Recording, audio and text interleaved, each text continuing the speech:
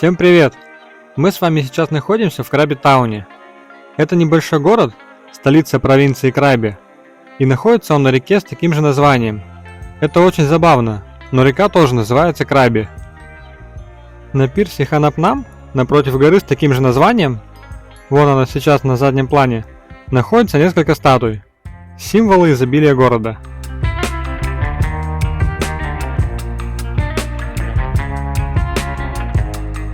Огромная статуя черному крабу буквально каждый таец, приехавший из соседней провинции, считает обязательным сделать фото с ним. На этой обзорной площадке целых два символа города стоят рядом. Черный грязевой краб и могучий орел. Эта важная птица стоит ровно на нулевом километре. Очень значимое место.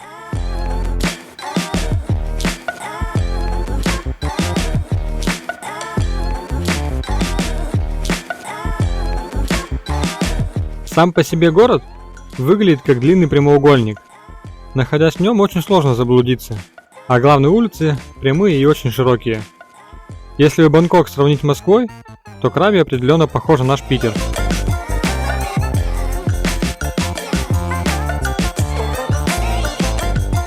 Каждый светофор тут – скульптура из музея.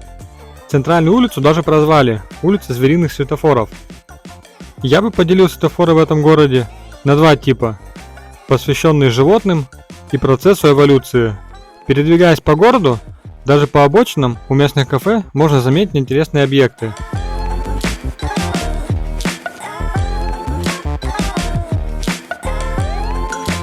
В Краби, рядом со столицей, есть свой международный аэропорт, по обе стороны от которого есть два интересных места. Говоря об архитектуре Таиланда, просто нельзя не упомянуть храмовые комплексы.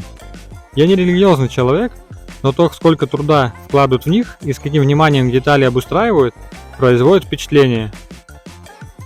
Сейчас мы заезжаем в малоизвестный среди туристов китайский храм. Это старейшее сооружение на небольшой территории, где чувствуется китайский размах. В отделке используется много красного цвета. В китайской культуре красный цвет – это символ удачи и радости.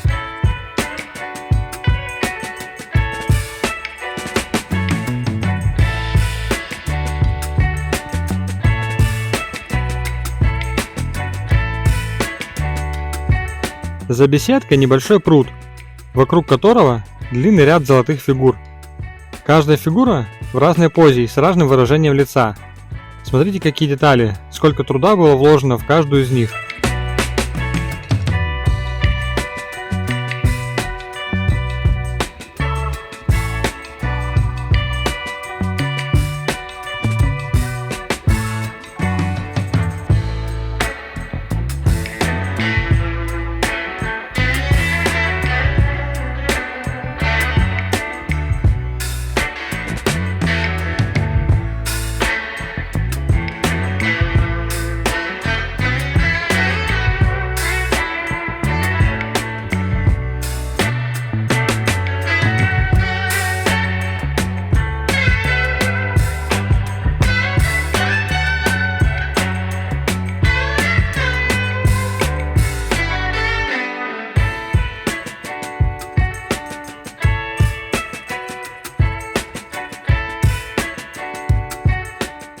После пруда находится самая старинная постройка – здание, куда приходят молиться горожане.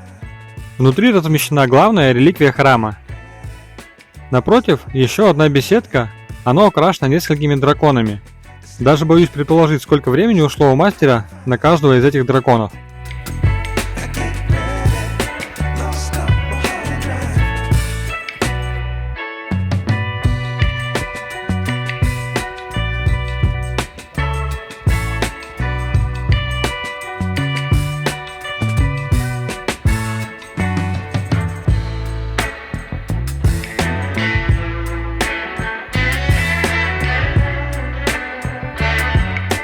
За прудом видно китайскую многоярусную башню, она называется Пагода.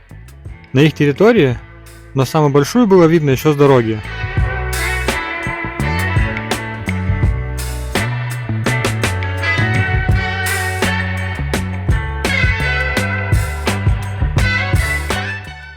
От беседки до беседки через пруд тянется мост. но его еще не успели отреставрировать, и проход на него закрыт. Большая пагода состоит из 12 этажей, и каждый ярус украшен статуями мифических персонажей и божеств. Вокруг центральной части комплекса статуй не меньше. Кого тут только нет. Даже царь обезьян и его боевой спутник Человек-свин.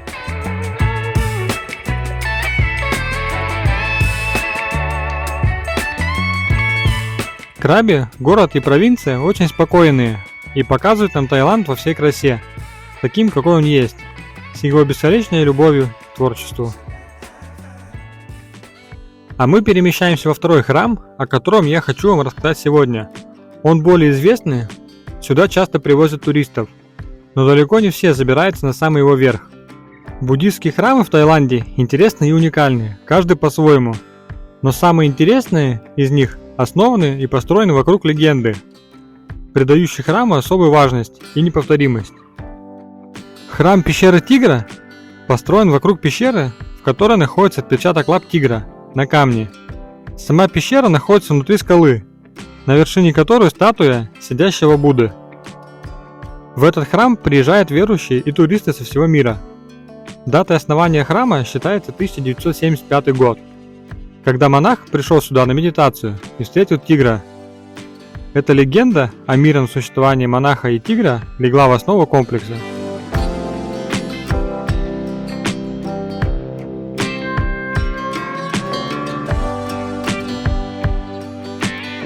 Пчелам тут тоже разрешается проживание, конечно, на мирной основе. Зайдем внутрь пещеры. Перед входом потребуется снять обувь. Внутри сначала большой просторный зал, множеством статуй Будды. Чуть дальше монахи принимают посетителей и дают им свои напутствия и благословения.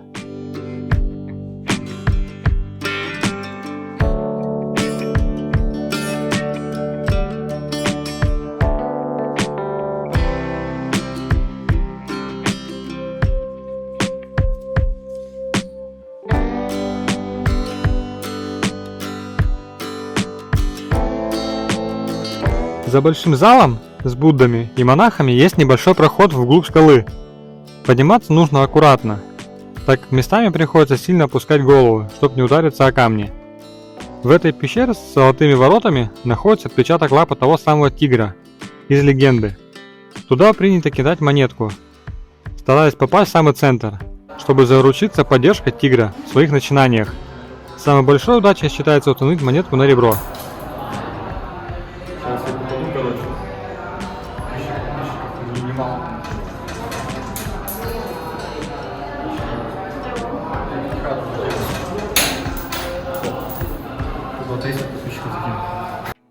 1260 ступеней в небо отделяет сейчас меня от самой вершины скалы. Так начинается невероятно сложный путь подъема по лестнице на высоту 600 метров. Для сравнения, самый высокий небоскреб в мире, Бурдж-Халифа в Дубае, имеет высоту 823 метра и 163 этажа. Выходит, подняться по этой лестнице – это как без лифта на 120 этаж Бурдж-Халифа и обратно.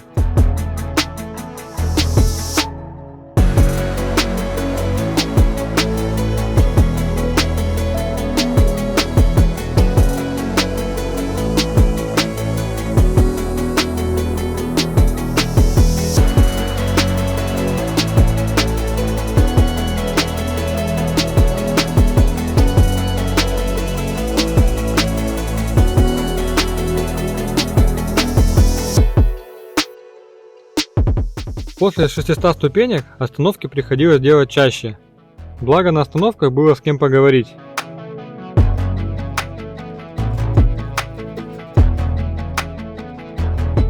Что, забрал, да?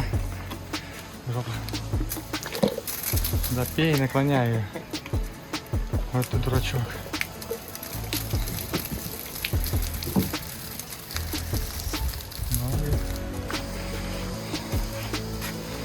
Вы что, в туалет хотите? А? Ты что, в туалет хочешь? Это женский. Иди вправо.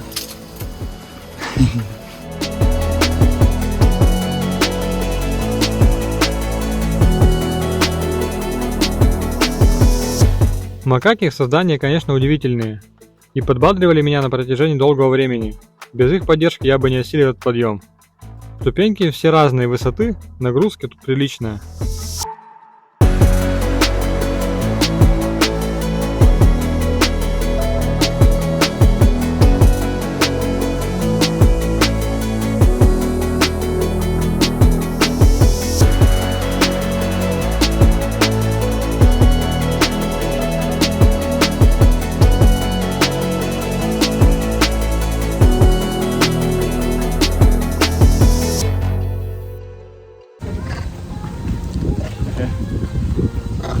Здорово, брат.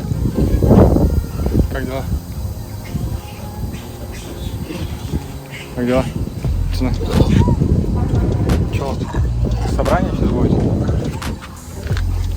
По ходу собрания будет собираться.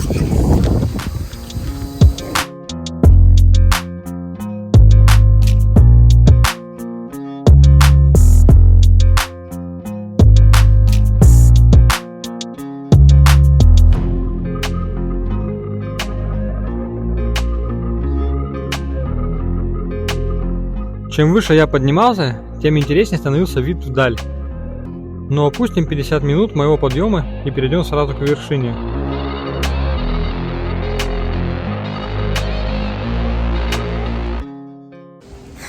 Добрался я наконец-то на самый верх.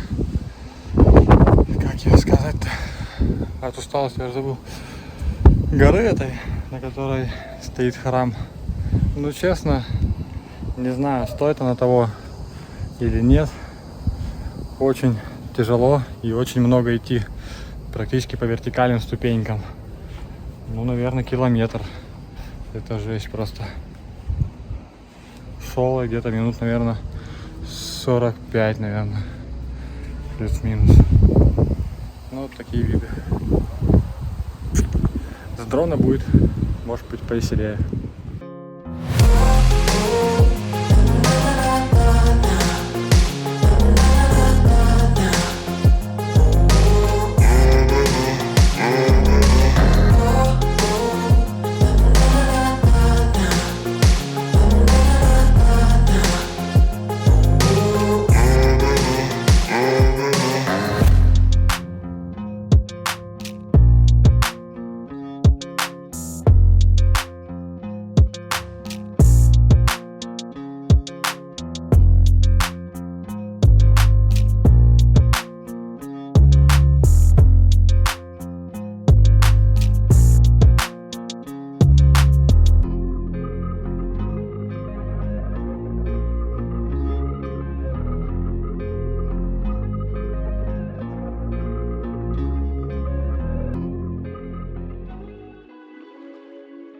После такого грандиозного подъема важно плотно поесть, поэтому я вернулся в Краби Таун.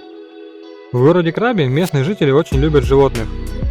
Проезжая вечером по улицам, можно заметить, что многие приносят им целые пакеты еды. Часто у мини-маркетов стоят миски с водой и кормом. Сосиска этой кошки оказалась интереснее в качестве игрушки. Голодно ее точно не назвать. Можно сказать, что сытый зверь – это добрый зверь. Собаки, когда подходишь, тут всегда встречают тебя виляющим хвостиком. Но вовсе не выпрашивая лакомства, а радуясь вниманию. На сосиску пришлось еще и уговаривать.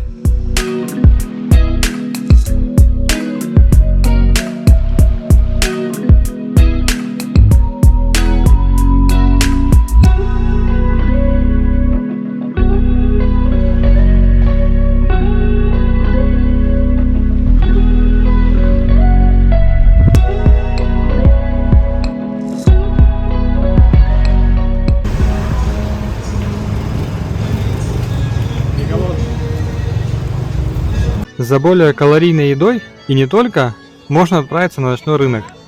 Тут несколько рядов с едой, столики и живая музыка. Наличие исполнителей, играющих на национальных инструментах, выделяет этот рынок среди других ночных рынков. Что ж, Краби Таун зажигает фонари, его жители готовятся ко сну, а мы с вами готовимся к новому путешествию.